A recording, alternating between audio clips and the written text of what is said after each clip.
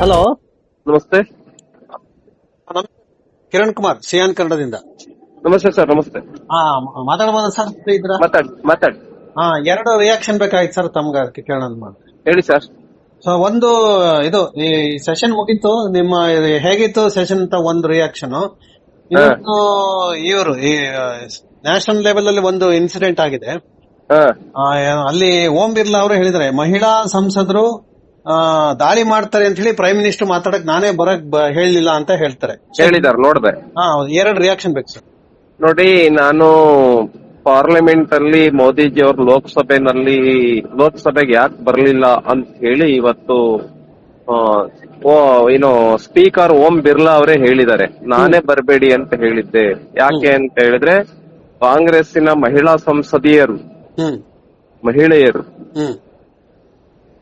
ವಿಶೇಷವಾಗಿ ಒಂದು ದೊಡ್ಡ ಷಡ್ಯಂತ್ರವನ್ನ ಮಾಡಿ, ದೊಡ್ಡ ತಂತ್ರವನ್ನ ಮಾಡಿ, ಮಹಿಳೆಯರು ಪ್ರಧಾನ ಮಂತ್ರಿಗಳು ಕೂತ್ಕೊಂಡು ಹೋಗ್ತಕ್ಕಂತ ಸೀಟ್ ಹತ್ರನ ನುಗ್ಗಿ ಗಲಾಟೆ ಮಾಡಬೇಕು ಅನ್ನುವಂತ ಕಾರಣಕ್ಕೆ ಇದ್ದು, ಅದರಿಂದ ಪ್ರಧಾನ ಮಂತ್ರಿಗಳಿಗೆ ಅವಮಾನ ಮಾಡಬೇಕು ಅನ್ನುವಂತ ಒಂದು ಷಡ್ಯಂತ್ರವನ್ನ ರೂಪಿಸಿದ್ರು.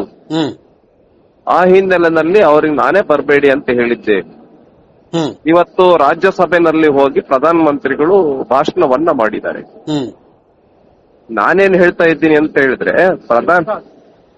ಪ್ರಧಾನ ಮಂತ್ರಿಗಳು ಅವರು ಬಿಜೆಪಿಯವರಾಗ್ಲಿ ಅಥವಾ ಕಾಂಗ್ರೆಸ್ನವರಾಗ್ಲಿ ಯಾರೇ ಆಗ್ಲಿ, ಈ ದೇಶದ 140 ಕೋಟಿ ಜನರನ್ನ ರೆಪ್ರೆಸೆಂಟ್ ಮಾಡತಕ್ಕಂತ ಪ್ರಧಾನ ಮಂತ್ರಿಗಳು. ಹಂಗೆ ಇರಿ.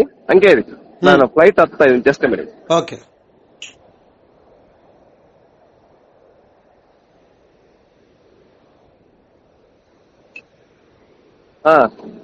ಫ್ಲೈಟ್ ಹತ್ತಾ ಇರ್ತಕ್ಕಂತ ಇದು ದೇಶವನ್ನ ರೆಪ್ರೆಸೆಂಟ್ ಮಾಡ್ತಕ್ಕಂತ ನಾಯಕರು, ಆ ತರದವರಿಗೆ ಅವಮಾನ ಮಾಡ್ತಕ್ಕಂಥದ್ದು ಯಾವ ಪಾರ್ಟಿ ಇದು? ಇಲ್ಲ, ಅವಮಾನ ಅಲ್ಲ. ಅವ್ರು ಏನ್ ಹೇಳ್ತಾರೆ ಅಂದ್ರೆ, ಓಂ ಬಿರ್ಲಾ ಅವರು ದಾಳಿ ಮಾಡಕ್ ಸಂಚು ಮಾಡಿದ್ರು ಅಂತ ಹೇಳಿ. ಅದೇ, ದಾಳಿ ಮಾಡಕ್ ಸಂಚು ಮಾಡ್ತಕ್ಕಂಥದ್ದು, ಪ್ರಧಾನ ಮಂತ್ರಿಗಳು ಅವಮಾನ ಮಾಡ್ತಕ್ಕಂಥದ್ದು, ಇಂಟರ್ನ್ಯಾಷನಲ್ ಫೇಮ್ ಇರ್ತಕ್ಕಂತ ಒಬ್ಬ ಅಂತಾರಾಷ್ಟ್ರೀಯ ನಾಯಕ, ಇವ್ರಿಗೇನೋ ಕುತಂತ್ರಗಳನ್ನ ಇಟ್ಕೊಂಡು ಈ ರೀತಿ ಪ್ರಧಾನ ಮಂತ್ರಿಗಳ ಮೇಲೆ ದಾಳಿ ಮಾಡ್ತಕ್ಕಂಥದ್ದನ್ನ ಭಾರತೀಯ ಜನತಾ ಪಾರ್ಟಿ ಖಂಡಿಸುತ್ತೆ. ಅಲ್ಲ, ನಿಮ್ಮ ಖಂಡನೆ ಸರಿ ಸರ್. ಆದ್ರೆ ಒಂದು ಪ್ರಶ್ನೆ ಹೇಳುತ್ತೆ ಏನಂತಂದ್ರೆ, ಸ್ವತಃ ಪ್ರಧಾನಿಯವರಿಗೆ ಸಂಸತ್ತಿನೊಳಗೆ ರಕ್ಷಣೆ ಇಲ್ವಾ ಅಂತ. ಅಲ್ಲ, ರಕ್ಷಣೆ ಪ್ರಶ್ನೆ ಬರೋದಿಲ್ಲ. ಯಾಕೆ ಅಂತ ಹೇಳಿದ್ರೆ, ಅವಮಾನ ಮಾಡ್ಬೇಕು ಅಂತಕ್ಕಂಥದ್ದು ಅವ್ರಿಗೇನ್ ಏನ್ ಮಾಡ್ತಿದ್ರು ಗೊತ್ತಿಲ್ಲ.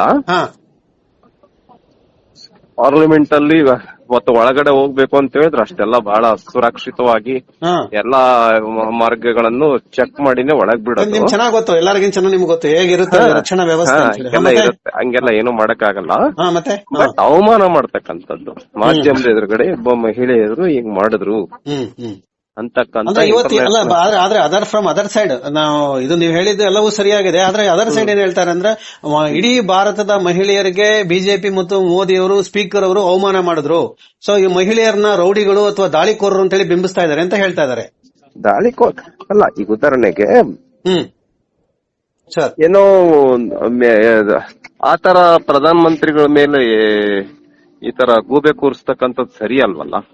ಹೌದು. ಹಾಗಾಗಿ ಇವತ್ತು ಅದೇ ವಿಷಯನ ಲೋಕಸಭೆನಲ್ಲಿ ಹೋಗಿ ಹೇಳಿದ್ದಾರೆ. ರಾಜ್ಯಸಭೆಯಲ್ಲಿ ಹೇಳಿದ್ದಾರೆ. ಸಾರಿ, ರಾಜ್ಯಸಭೆನಲ್ಲಿ ಹೋಗಿ ಹೇಳಿದ್ದಾರೆ. ಅಲ್ಲಿ ಮಹಿಳೆಯರಿಲ್ವಾ ಸರ್? ಅಲ್ಲಿ ತಡೆ ಹಾಕ್ಲಿಲ್ವಾ ಅಲ್ಲಿ? ಅಲ್ಲ, ಆದ್ರೂ ಕೂಡ ಅದಕ್ಕೇನು ಮೆಜರ್ಸ್ ತೆಗೆದುಕೊಂಡಿದ್ದಾರೆ. ಈಗ ಪಾರ್ಲಿಮೆಂಟ್ ಸದಸ್ಯರು ಅಂತ ಹೇಳಿದ್ರೆ ಎಲ್ಲವನ್ನು ಕೂಡ ಅದು ಒಂದು ಏನು ನಿಯಮಗಳನ್ನ ಪಾಲನೆ ಮಾಡಿ ಯಾವ ಪರಿಧಿಯಲ್ಲಿ ಹೋರಾಟ ಮಾಡಬೇಕು ಪಾರ್ಲಿಮೆಂಟ್ ಒಳಗೆ ಹಾಗೆ ಮಾಡಬೇಕು. ಪ್ರಧಾನ ಮಂತ್ರಿಗಳಿಗೆ ಒಳಗಡೆ ಗೆರಾವ್ ಮಾಡ್ತೇವೆ, ಇದೆಲ್ಲ ಸರಿ ಅಲ್ವಲ್ಲ. ಮುಖ್ಯಮಂತ್ರಿಗಳಿಗೂ ಒಳಗಡೆ ಗೆರಾವ್ ಮಾಡಿ ನಾವು ಮಾಡಿದೀವಿ. ಈಗ ನೀವು ಇಡೀ ರಾತ್ರಿ ಅಹೋರಾತ್ರಿ ಧರಣಿ ಮಾಡ್ತೀರಿ, ಯಾರು ತಡಿಲಿಲ್ಲ ನಿಮ್ಮನ್ನ? ತಡಿಯಲ್ಲ.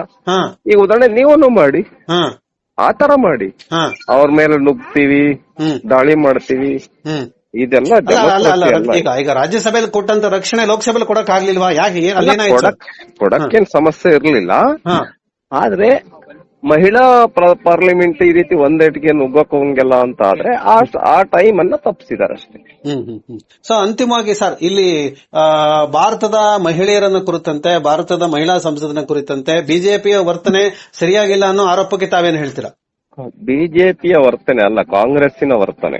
ಕಾಂಗ್ರೆಸ್ಸಿನ ವರ್ತನೆ ಕಾಂಗ್ರೆಸ್ಸಿನ ವರ್ತನೆ ಓಂ ಬಿರ್ಲಾ ಅವ್ರು ಮಾತಾಡಿರೋದು ದಾಳಿಕೋರರು ಅಂತ ಹೇಳಿ ಆತರ ಪ್ಲಾನ್ ಮಾಡಿದರೆ ಹೇಳಿದ್ದಾರೆ. ನಿಜ ಏನಿದೆ ಅದನ್ನ ಹೇಳಿದ್ದಾರೆ. ಎಲ್ಲಾ ಮಹಿಳೆಯರ ಹಂಗಿದಾರ? ಎಲ್ಲ ಹಂಗಿಲ್ಲವಲ್ಲ. ಈಗ ಉದಾಹರಣೆಗೆ ಯಾವ ಪಾರ್ಟಿನಲ್ಲಿ ಜಾಸ್ತಿ ಮಹಿಳಾ ಸಂಸದೆಯರು ಇರೋದು? ಬಿಜೆಪಿನಲ್ಲಿದ್ದಾರೆ, ಬೇರೆ ಪಾರ್ಟಿನಲ್ಲಿದ್ದಾರೆ. ಕಾಂಗ್ರೆಸ್ನಲ್ಲಿ ಎಷ್ಟು ಜನ ಇದ್ದಾರೆ? ಅವ್ರಂಗೆ ಮಾಡ್ತಾರ? ಎಸ್. ಸೊ ಇನ್ನು ರಾಜ್ಯ ವಿಷಯಕ್ಕೆ ಬರೋಣ ಸರ್. ಹೇಗೆ ನಿಮ್ಗೆ ಎರಡೂ ಸಾಧನೆಗಳು ಹೇಗೆ ನೋಡಿದ್ರಿ? ಟೋಟಲಿ ಸಿದ್ದರಾಮಯ್ಯ ಅವ್ರ ಸರ್ಕಾರ ವಿಫಲ ಆಗಿದೆ. ಈಗ ಉದಾಹರಣೆಗೆ ಅವರು ಏನು BG ರಾಮ್ಜಿ ಇದನ್ನ ಇಟ್ಕೊಂಡು ಸದನದಲ್ಲಿ ಚರ್ಚೆ ಮಾಡಬೇಕು ಅನ್ನುವಂತ ಏನು ಇದಿತ್ತು, ಚರ್ಚೆ ಮಾಡ್ಲೇವಲ್ಲ ಸರ್. ಚರ್ಚೆನೂ ಕೂಡ ಮಾಡ್ಲಿಲ್ಲ. ಯಾಕೆ ಅಂತ ಹೇಳಿದ್ರೆ ಭ್ರಷ್ಟಾಚಾರ ಅಂತಕ್ಕಂಥದ್ದು ರಾಜ್ಯದಲ್ಲಿ ತುಂಬಿ ತುಳುಕ್ತಾ ಇದೆ. ಆಮೇಲೆ ಅಭಿವೃದ್ಧಿ ಅಂತಕ್ಕಂಥದ್ದು ನ್ಯಾಯ ಪೈಸದ್ದಿಲ್ಲ. ಈ ಎಲ್ಲ ಹಿನ್ನೆಲೆಯಲ್ಲಿ ನಮ್ಮ ಎರಡೂ ಸದನಗಳಲ್ಲಿ ನಮ್ಮ ಪ್ರಶ್ನೆಗಳಿಗೆ ಉತ್ತರವನ್ನ ಕೊಡಕ್ಕಾಗಿಲ್ಲ ಅವರಿಗೆ. ಸರ್ಕಾರಕ್ಕೆ ಅತ್ಯಂತ ಅವಮಾನವನ್ನ ಎದುರಿಸ್ತಿದ್ದಾರೆ. ಹಾಗಾಗಿ ಸುಮ್ಮನೆ ಒಂದ್ ರೀತಿ ಸರ್ಕಾರದ ದುಡ್ಡನ್ನ ಈ ರೀತಿ ಮೋಜು ಮಸ್ತಿಯಲ್ಲಿ ಕಳೆದಿರ್ತಕ್ಕಂಥ ಈ ಸದನ ಏನಿದೆ, ಸರ್ಕಾರದ ಸಾರ್ವಜನಿಕರ ಟ್ಯಾಕ್ಸ್ ಮನಿ, ಆ ಹಣವನ್ನ ದುಂದು ವೆಚ್ಚ ಮಾಡ್ತಾ ಇದೆ. ಅಲ್ಲ, as A journalist and citizen of Karnataka ನಾನು ಅಬ್ಸರ್ವ್ ಮಾಡ್ದಂಗೆ ಇದು ವಿಶೇಷ ಅಧಿವೇಶನ ಆಗಿತ್ತು. ವಿಶೇಷ ಅಧಿವೇಶನ ಆಡಳಿತ ಪಕ್ಷವೂ ಕೂಡ ಮಾಡ್ಲಿಲ್ಲ, ವಿರೋಧ ಪಕ್ಷವೂ ಕೂಡ ಅದನ್ನ ಸಮರ್ಥಿಸಿಕೊಳ್ಳೋ ಪ್ರಯತ್ನವೂ ಕೂಡ ಮಾಡ್ಲಿಲ್ಲ. ಇಲ್ಲ, ಸರಿಯಾಗಿದೆ ಅಂತ. ಈಗ ನಮ್ ಪ್ರಶ್ನೆಗಳಿಗೆ ಭ್ರಷ್ಟಾಚಾರ ವಿಪರೀತ ಮಾಡಿದ್ರು, ಅದಕ್ಕೇನು ಉತ್ತರ ಕೊಟ್ರು? ಈ ಉದಾಹರಣೆ ನಮಗೆ 40% ಅಂತ ಹೇಳಿದ್ರು. ಕೆಂಪಯ್ಯ ಅನ್ನುವಂತವ್ರು ಒಂದು ಕಂಪ್ಲೇಂಟ್ ಕೊಟ್ಟಿದ್ರು, ಒಂದು ಪ್ರಧಾನ ಮಂತ್ರಿಗಳು ಪತ್ರ ಬರೆದಿದೆ ಅನ್ನೋದನ್ನೇ ದೊಡ್ಡ ವಿಷಯ ಮಾಡಿದ್ರು. ವರದಿ ಇದೆ, ಆ ವರದಿ ಇಟ್ಕೊಂಡು ಕೂತಿದೆ ಸರ್ಕಾರ, ಏನು ಕ್ರಮ ಈ ಉದಾಹರಣೆಗೆ ಅವರ ಶಾಸಕರೇ ಹೇಳಿದ್ರು ಭ್ರಷ್ಟಾಚಾರ ನಡೀತಾ ಇದೆ ಅಂತ. ಆಮೇಲೆ ವೈನ್ಸ್ ಅಸೋಸಿಯೇಷನ್, ಕಾಂಟ್ರಾಕ್ಟರ್ಸ್ ಅಸೋಸಿಯೇಷನ್ ಎಲ್ಲರೂ ಹೇಳಿದ್ದಾರೆ ಕಮಿಷನ್ ನಡೀತಾ ಇದೆ, ಭ್ರಷ್ಟಾಚಾರ ನಡೀತಾ ಇದೆ. ಇದ್ರ ಬಗ್ಗೆ ಏನ್ ಹೇಳ್ತಾ ಇದೆ ಸರ್ಕಾರ? ಪೇಪರ್ ಟಿವಿಗಳಲ್ಲಿ ತುಂಬಿದೆ ಭ್ರಷ್ಟಾಚಾರದ ಪ್ರಕರಣಗಳು. ಹಾಗಾಗಿ ಈ ಸರ್ಕಾರ ಟೋಟಲಿ ಫೇಲ್ಯೂರ್ ಆಗಿದೆ. ಅಭಿವೃದ್ಧಿ ಇಲ್ಲ, ಏನೇನು ಇಲ್ಲ. ಸುಮ್ನೆ ಕಾಲವನ್ನ ವ್ಯಯ ಮಾಡ್ತಾ ಇದೆ, ದುಡ್ಡನ್ನ ವ್ಯಯ ಮಾಡ್ತಾ ಇದೆ, ಬೆಲೆ ಏರಿಕೆಯನ್ನು ಹೆಚ್ಚು ಮಾಡ್ತಾ ಇದೆ. ಈಗ ಮೆಟ್ರೋ ಬೆಲೆ ಹೆಚ್ಚಿಗೆ ಮಾಡಿದ್ರು. ಮೆಟ್ರೋ ವಿಷಯ ಹೇಳಿದಕ್ಕೆ ಅಲ್ಲಿ ಒಂದು ಅಗ್ರಿಮೆಂಟ್ ಮಾಡಿದ್ದಾರೆ. ಈಗ 2025 ಸೆಪ್ಟೆಂಬರ್ ತಿಂಗಳೊಂದು ಅಗ್ರಿಮೆಂಟ್ ಮಾಡಿದ್ದಾರೆ. ಆಟೋಮೆಟಿಕ್ ಆಗಿ ಪ್ರತಿ ವರ್ಷ 5% ಏರಿಕೆ ಆಗುತ್ತೆ. ಯಾವುದೇ ಸರ್ಕಾರದ, ಕೇಂದ್ರ ಸರ್ಕಾರದಾಗಿ ರಾಜ್ಯ ಸರ್ಕಾರದಲ್ಲಿ ಅನುಮತಿ ಬೇಕಾಗಿಲ್ಲ ಅಂತ ಹೇಳಿ ಅಗ್ರಿಮೆಂಟ್ ಇದೆ. ಅದು ಇವತ್ತು ಪೇಪರ್ ಸಿಕ್ಕಿದೆ ನಮ್ಗೆ. ಈಗ ಉದಾಹರಣೆಗೆ ಇದಕ್ಕಿಂತ ಮುಂಚೆನೆ ಎಷ್ಟು ಹೆಚ್ಚಿಗೆ ಮಾಡಿದ್ದಾರೆ ಹಂಗಾರೆ?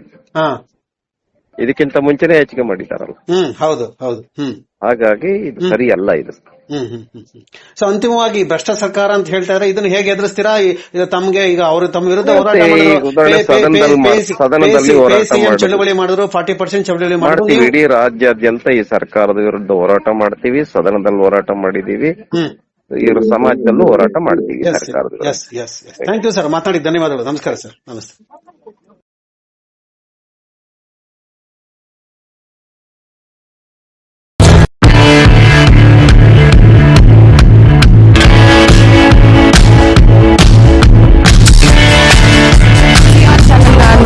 ಸಬ್ಸ್ಕ್ರೈಬ್ ಆಗಿ, ಲೈಕ್ ಮಾಡಿ, ಶೇರ್ ಮಾಡಿ. ಮುಕ್ತ ಪತ್ರಿಕೋದ್ಯಮವನ್ನು ಬೆಂಬಲಿಸಿ.